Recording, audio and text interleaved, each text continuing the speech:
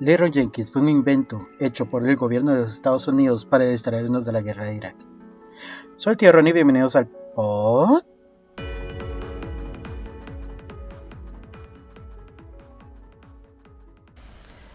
Bienvenidos a todos otra vez a Glitches en la Realidad, el único programa que le recuerda a usted que la agenda gay no es de verdad y no fuimos implementados por ningún gobierno extranjero.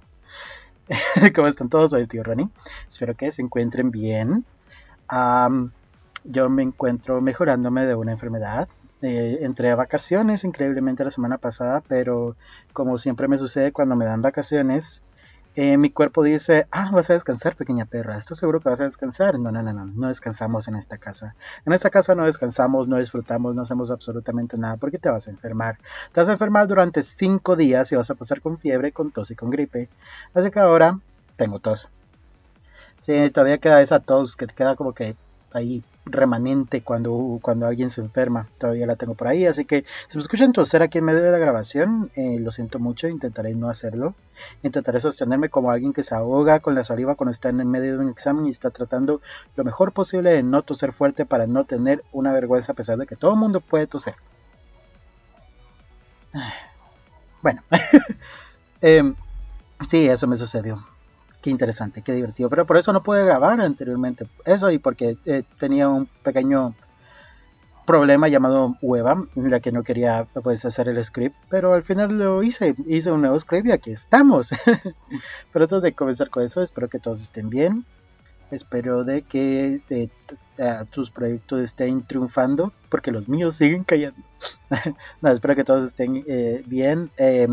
Cosas sin importancia. Sí, escucharon que Hayden Panettiere va a estar otra vez en Scream. Ella fue el personaje Kirby en Scream, quiero decir, 4. Sí, Scream 4. Personaje muy querido, personaje super cool, el único personaje que ha ganado la trivia de películas de terror en esa película. Y pues al parecer fue confirmada de que está viva. Sí, después de que le metieron el cuchillo fue confirmada en la película anterior, porque parece que hay como un pequeño easter egg donde pueden ver que uno de los personajes está viendo algo en la computadora y ve que hay una entrevista con Kirby y dice sobreviviente de la masacre. Pues está confirmado, Kirby está con vida y va a salir la nueva película. Let's go. Esperemos que sea mejor que la anterior, porque la anterior sí fue como demasiado desconectada.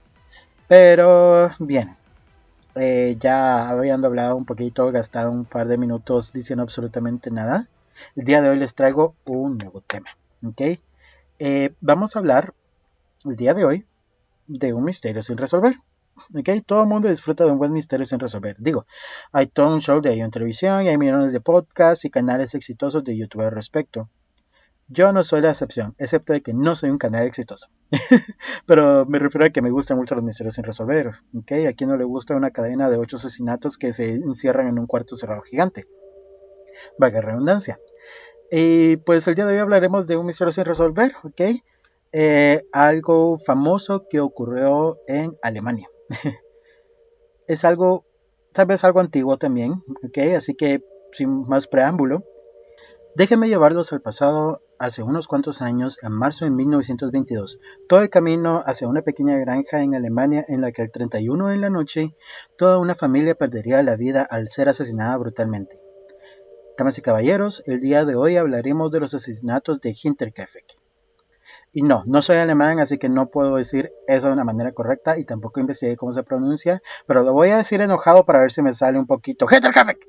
Entonces vamos a hablar de este caso. ¿Okay? Es un caso sin resolver, como ya les había dicho. Toda una familia perdió la vida en una sola noche. Vamos a comenzar el relato el 31 de marzo de 1922, donde María Baumgartner, una mujer de 44 años, llegaría a una granja pequeña en un pequeño lugar entre Ingolstadt y Trombenhausen, junto con su hermana, donde conoce entonces a la familia que eran los dueños de la propiedad, los Gruber. Andreas de 63 y su esposa Casilia de 72, la hija de estos, la hija viuda Victoria Gabriel de 35 y los hijos de Victoria Casilia de 7 y el bebé Joseph de 2 años. A María entonces se le daría el trabajo de sirvienta en la casa de la granja, debido a que la sirvienta anterior había renunciado después de reportar extraños sucesos alrededor de la casa. A María se le dio el trabajo de inmediato y su hermano se fue, y esta fue la última vez que alguien vio con vida a toda la familia y a la nueva sirvienta. Esa noche perderían su vida en un bizarro y violento asesinato. A la mañana siguiente, dos hombres, vendedores de café, llegaron a la propiedad para pedir una orden. Llamaron a la puerta, pero nadie les respondió. Caminaron alrededor de la propiedad, pero no encontraron nada extraño, a excepción de que el portón del granero donde guardaban la maquinaria estaba medio abierto. Pero no quisieron molestarlos, así que se fueron pensando que podrían regresar después. Pero durante los días siguientes, en la escuela, los profesores rápidamente notaron que la pequeña Casilia de 7 años no se estaba presentando a clases y que la familia también no se había presentado a misa el domingo. Añadiéndole a esto, el cartero notó que el correo se había estado acumulando en la oficina de correos. Posteriormente también fue hacia al frente de la casa con la correspondencia, tocó la puerta, pero nadie atendió su llamada, así que se fue.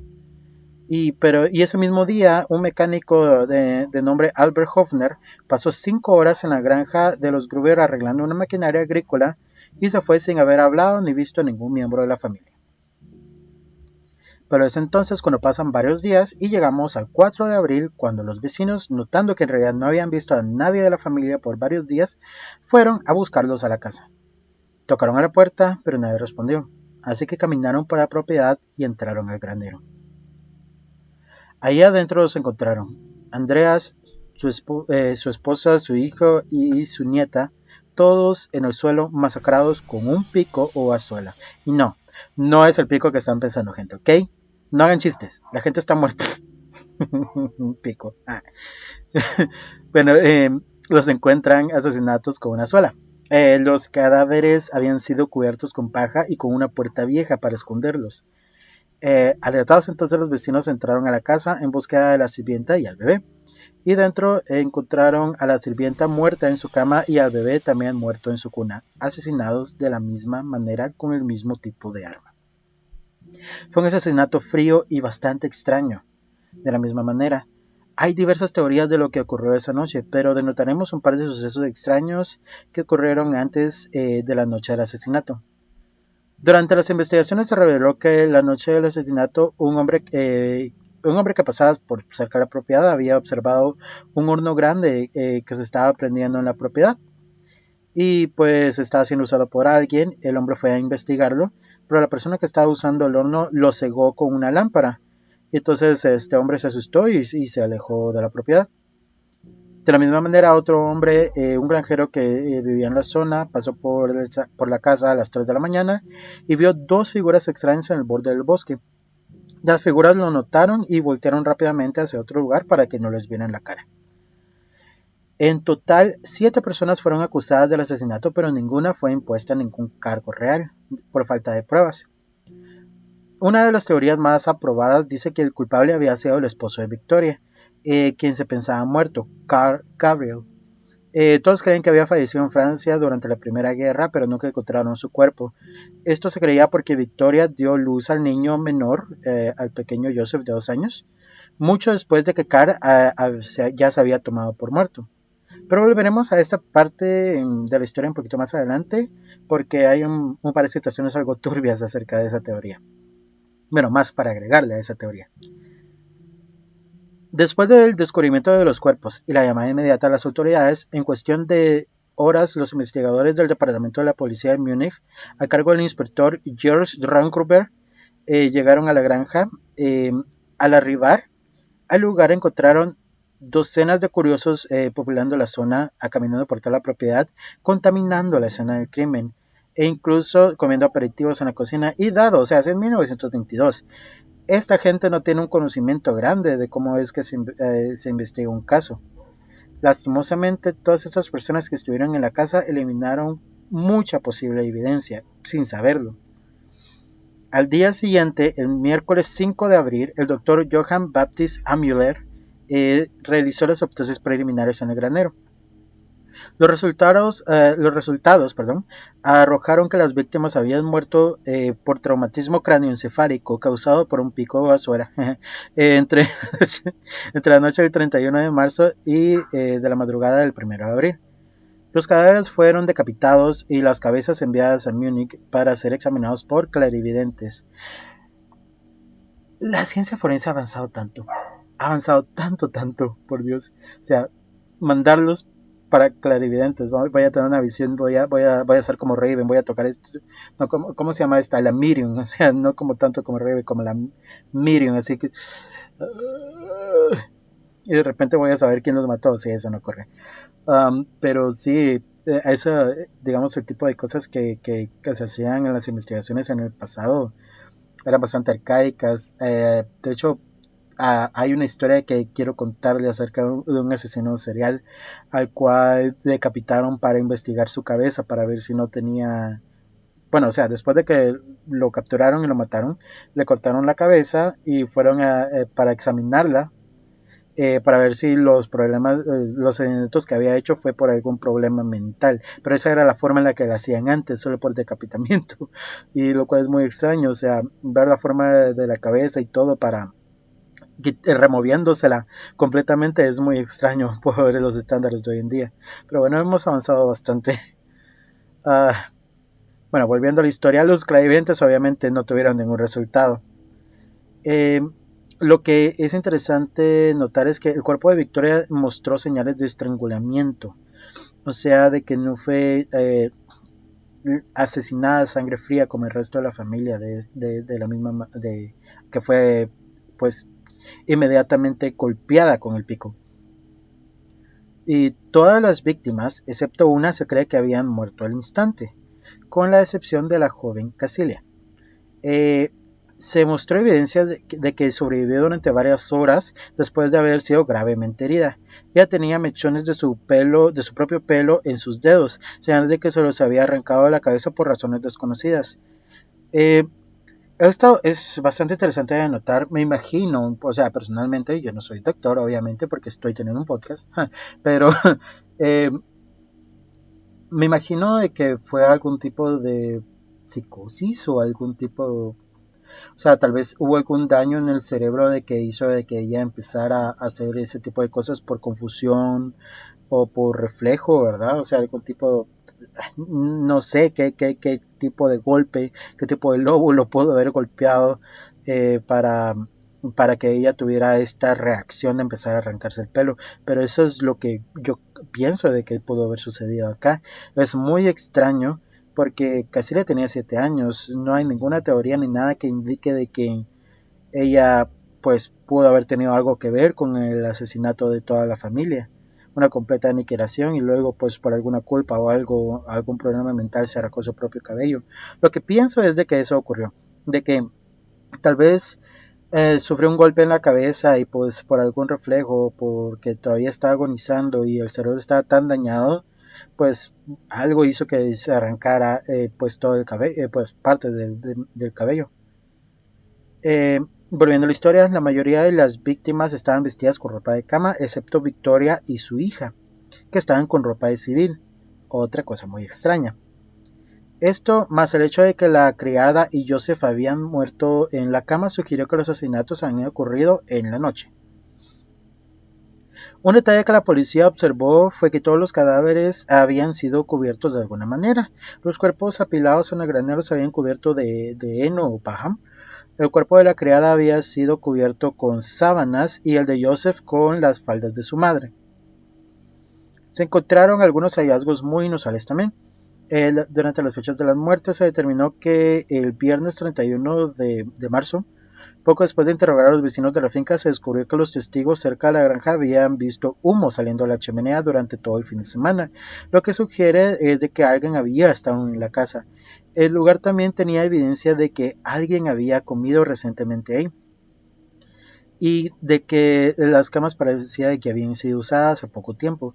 Además se encontró de que todo el ganado y todos los animales estaban bien alimentados, de que las vacas habían sido ordeñadas y de hecho ninguno de los animales de la granja había sido lastimado de ninguna manera. El perro de hecho fue encontrado ladrando en el granero sin ningún daño. fue atado adentro del granero, pues presumiblemente por el perpetrador. En un principio se presumió que el motivo pudo haber sido un robo que terminó con el asesinato de la familia, ya que los Gruber eran una familia algo adineradas. Era una pequeña casa, pero o sea, sí tenían buena producción de sus productos. Otra redundancia. Tengo que aprender a hablar. No obstante, esta teoría se descartó rápidamente al encontrar la gran cantidad de dinero que estaba en la casa, así como algunas joyas. Después la policía comenzó a sospechar que los asesinatos habían sido parte de un crimen pasional. Las sospechas recayeron sobre un hombre con el nombre de Lawrence, y voy a destrozar este apellido, Lawrence Schrittenbauer, que había sido pretendiente de Victoria. Lo que es extraño es que estos sucesos pasaron con un poco de advertencia. Una advertencia que debieron haber notado tal vez. Y honestamente, gente, si ustedes creen que algo raro está pasando en casa, investiguen. O llamen a alguien para que los ayude a investigar. Ok, no cometan el primer error de la chava rubia de la película de miedo. Ok, porque uno de mis terrores más grandes es lo que les voy a contar ahorita. Había señales de que alguien quizás estuvo viviendo con ellos en la casa sin su consentimiento y sin su conocimiento, obviamente. Pocos días antes de los homicidios, el granjero Andreas Gruber les contó a sus vecinos sobre el hallazgo de unas huellas extrañas en la nieve que salían del bosque circundante y que se dirigían hacia la casa, pero sin que hubieran huellas de regreso de nuevo al bosque. También alertó sobre haber oído pisadas en su ático y hallado un periódico en el porche sin que nadie de la familia lo haya reconocido. Por otra parte, un juego de las llaves de la casa se había perdido días anteriores de los asesinatos, pero ninguno de estos incidentes fueron informados a la policía. 6 meses antes, la anterior ama de llaves que había huido del lugar estaba diciendo de que la casa estaba embrujada. Explicó por qué. Ella decía de que oía voces extrañas y ruidos alrededor de la casa que no podía explicar. La familia también había dicho de que había encontrado cosas que no pertenecían a ellos en la casa, o a esos objetos y comida que habían desaparecido. O sea que 6 meses antes de que la nueva criada María Baumgartner arribara a la granja el 31 de marzo, pocas horas antes de que se cometieran los homicidios, ya habían sucesos extraños, señales de que alguien más estaba en la casa. Sí, y esto es rarísimo, ¿verdad? O sea, en serio, si ustedes piensan de que hay algo que no les pertenece en su casa, algo que ustedes no reconocen, y pues están detectando, no sé, ruidos extraños o algo, pongan atención, revisen cada rincón, cambien las llaves de las puertas, todos los candados, ¿verdad? Porque no sé si han visto, pues lo podemos hablar también otro día, pero hay muchos casos en internet de invasiones de casa, ¿verdad? De gente que vive en tus paredes sin que lo sepas. Y honestamente es aterrador. Es completamente escalofriante pensar de que alguien esté viviendo en el mismo lugar que tú y ni siquiera lo sabes. No se puso a esclarecer qué sucedió realmente el viernes al anochecer. Pero se cree que Andreas y su esposa Casilia, así como su hija Victoria y nieta, la pequeña Casilia también, fueron atraídos al granero uno por uno por la persona que los asesinó. En donde fueron llevados al granero, donde ellos fueron masacrados. El autor o los autores del crimen se dirigieron a la casa y mataron al bebé de 2 años, Joseph, que estaba durmiendo en la cuna en la habitación de su madre, y también al ama de llaves María en su dormitorio. Y esa es la recolección del crimen. Pero antes de continuar, al menos con las teorías de lo que sucedió esa noche, tenemos ahora mismo y en directo un mensaje de ese familiar que no te caía muy bien y que falleció y ahora está en el infierno. En directo, vamos a hacer una llamada al tercer círculo donde tu familiar está encerrado. Pero no está sufriendo. O no, está disfrutando. Está triunfando allá abajo. Ahí encontrará la felicidad y el sentido de pertenencia que nunca pudo encontrar en la tierra. Y él sabe que tú también te sientes así. Él sabe lo que has pasado. te está observando.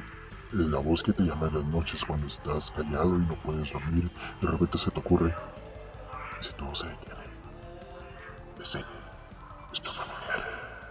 Estoy listo para que te unas. Sabe que vas a estar con él. Sin más preámbulos, la voz que solo tú puedes escuchar.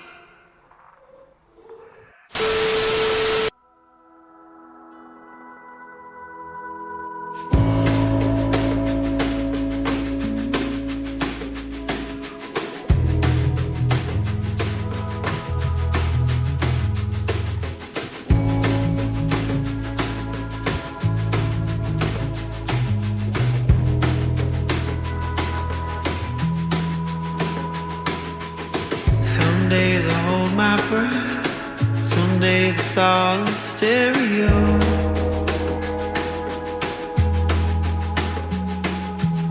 Some days I see the shore, sometimes I don't know where to go.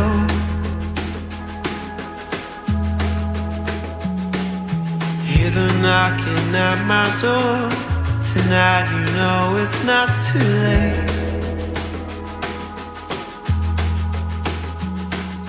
City streets are in my head, the night is calling, I can't wait. You can try me on. You can try me on.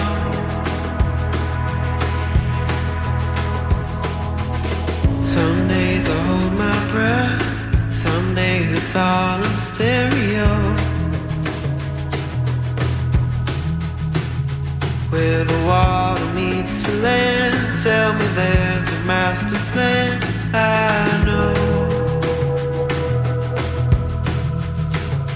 You can try me on. You can try me on. You can stop and stare and see the waves and never really understand the motion.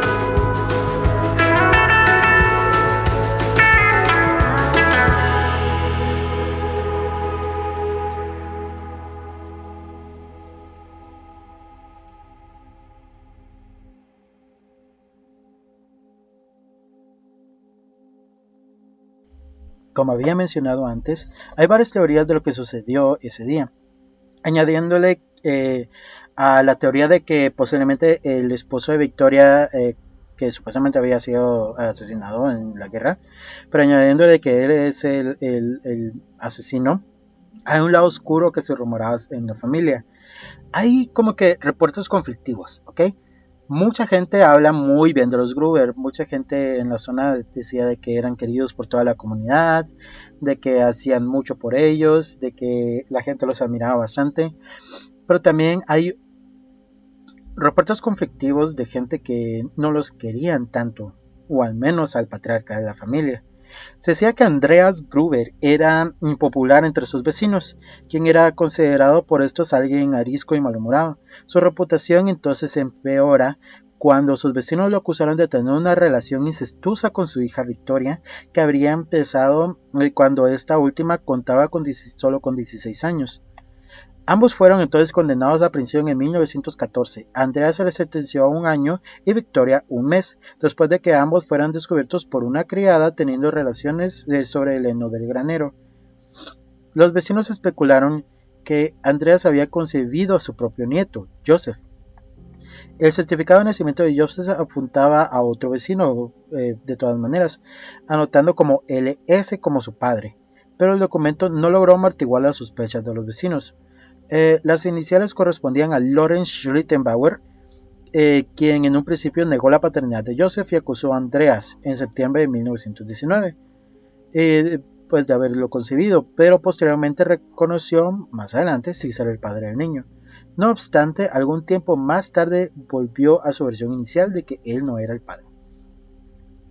Si el padre del bebé era Andreas o Lorenz, nunca se confirmó en realidad, pero se le puede añadir a la historia de que al esposo supuestamente muerto de Victoria, que había sido asesinado, se decía de que tal vez él no murió en la guerra, que pudo haber regresado de la guerra, y de que estaba dañado mentalmente, o sea, eso es lo que pasa en una guerra. Y al ver que su esposa o ya había continuado con su vida engendrando al hijo de otro hombre, Lorenz, o que lo había engañado con su propio padre, optó por eliminar a toda la familia por completo. Esta teoría fue alimentada décadas después por los informes de 2 personas que afirmaron haber conocido a un soldado ruso después de la Segunda Guerra Mundial que afirmaba ser el asesino de Hinterkaifeck. Se ha especulado que él originalmente fingió su muerte para liberarse de su esposa, pero que habría cambiado de opinión y había regresado a casa. No obstante, la mayoría de sus camaradas dijeron haberlo visto morir en la guerra, y dichos informes fueron creídos al final por la policía. Otra de las teorías dice que tal vez el asesino había sido Lorenz.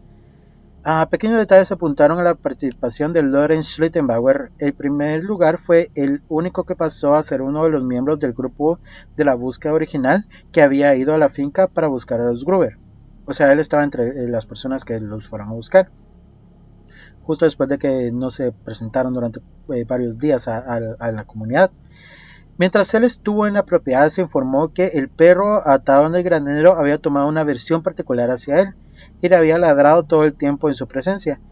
Además, un testigo dijo más tarde que Schlittenbauer no se había inmutado por la visión de los cuerpos ensangrentados y que también demostró un conocimiento de la propiedad que no era normal, como si hubiera pasado tiempo en ella. Todo esto llamó la atención de Schlittenbauer y fue interrogado extensamente por la policía, pero al final simplemente no tenían suficientes evidencias concretas que lo relacionaran con el crimen y nunca fue detenido por ello tampoco. O sea, es raro que no se haya inmutado por ver los cadáveres. Es raro que el perro haya ladrado con él, pero si un perro lleva 4 días amarrado, hubiera agarrado versión con cualquier otra persona. Y lo que dicen de que tenía un conocimiento extraño de la propiedad, eso no sé, tiene sentido para mí porque él fue pretendiente de la hija de la familia. Fue pretendiente, entonces obviamente la conocía, de seguro conocía la casa, conocía a los que posiblemente pudieron haber sido sus suegros más adelante, ¿ok? Y si él era de verdad el padre de Joseph, o sea, no le miro nada raro que tal vez pudo irlo a visitar y pues por eso conocía la propiedad. es una teoría que está ahí solo porque él fue amante de Victoria, pero es bastante pequeña la teoría, no tiene tanto peso como otras. Otro acusado es Joseph Bartle. Procedente de la cercanía de Kinsenfeld, se sospechó que el presunto panadero loco Joseph Bartle, nacido en 1897, durante 1921 había huido del hospital mental de Günzburg, ya que se le había recluido ahí debido a su estado mental y su presunta participación en un asesinato ocurrido en 1919. Aunque muchos testigos dijeron haberlo visto, la policía en realidad nunca pudo encontrarlo, así que la teoría murió ahí. Otra teoría habla de que fueron extremistas políticos. Una última teoría involucra a extremistas políticos de derecha o izquierda cuya violencia asoló a Alemania desde 1921 a 1933, cuando Adolf Hitler subió al poder y suprimió toda oposición política al nazismo en todo el país. Ambos nazis y comunistas participaron durante 12 años en sangrientas guerras de guerrillas, luchas callejeras y asesinatos, incluyendo el homicidio del ministro de Exteriores Walter Rathenau en junio de 1922. Ninguna evidencia vincula a Andreas Gruber, vincula a Andreas Gruber con ninguna inclinación política. No obstante, los que apoyan esta teoría sospechan que su aislada granja pudo funcionar como escondite político, o algún punto de reunión o repositorio de armas para algún grupo armado, instigando represalias a sus oponentes. Es una teoría loca, pero podemos hablar un poco más adelante acerca de la colonia nazi en Chile, así que cosas más locas hemos visto. Investigaciones posteriores. Los detectives y el inspector Reingruber interrogaron a más de 100 sospechosos por los crímenes, ya fuesen residentes o transeúntes, pero no presentaron cargos contra ninguno por razones que no han sido esclarecidas. El médico Albert Hofner no fue interrogado sino hasta 1933. El último interrogatorio ocurrió en 1986, basado en supuestas nuevas pistas, pero que resultados fueron infructuosos. Una mujer mayor se acercó a la policía en 1999, argumentando que su expatrón afirmó tener conocimientos de los crímenes de 1935. En 1935. Pero sin ningún sospechoso aún con vida, el aporte de la mujer en realidad no llevó absolutamente nada. Incluso en 2007, los estudiantes de la Academia Policial, y no voy a tratar de pronunciar cómo se dice el nombre de la academia, asumieron la tarea de investigar el caso de técnicas modernas de investigación criminal, pero llegaron a la conclusión de que el crimen es imposible de resolver por completo tras tantos años. Hay una falta de prueba sustancial debido a las primitivas técnicas de investigación de la época, además de las evidencias se han perdido. Los sospechosos y testigos han muerto desde entonces. Sin embargo, los estudiantes dieron con principal sospechoso, pero no lo nombraron por respeto a los familiares que aún viven.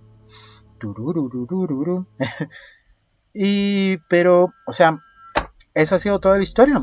No es muy larga el día de hoy, íbamos a hacer una investigación corta, aún así creo que llegamos a un poquito más de media hora el día de hoy. Pero sí, muy interesante, muy extraño. Déjenme saber si les gusta este tipo de misterios sin resolver. Hay un montón de cosas extrañas de las que podemos hablar todavía. Pero mientras tanto, eso ha sido todo para Glitches en el Real el día de hoy. Únasenos la próxima vez cuando demostraremos que la carne humana puede ser duplicada en un laboratorio. Si les gustó, la canción de descanso se llama Try Me de Paxton Pennington, el mismo cantante que estaba en el descanso del episodio de Jeffrey Dahmer. Muy bueno, me encontré esta canción y me gustó bastante y la quería poner.